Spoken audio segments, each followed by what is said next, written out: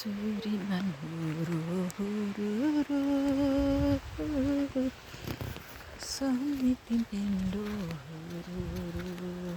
हेर्नुहोस् है गाइज, पानी पर्न आँट्यो।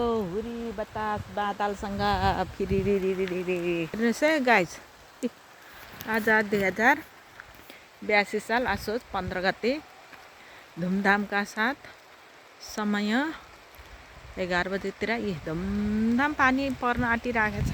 विशाल लु कहाँ कहाँ हुनुहुन्छ गाइजहरू, आफू क्षेत्रमा चङ्खो हुनु होला। यतिका पानी पर्नुको लागि हुडी बतास अनि कुहिरो बादल पानी पर्न थालेको छ गाइजलाई।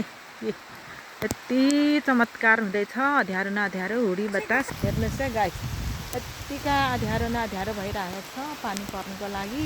तपाईँ आफ्नो क्षेत्रमा चङ्खो हुनु होला, बगरतिर नबस्नु होला, बाहिर ननिस्किनु होला। भयङ्कर पानी पर्न आँटिरहेको छ है। बुझ्नु पर्यो पानीले गाइज, कहाँ अँध्यारो पानी पर्दैछ।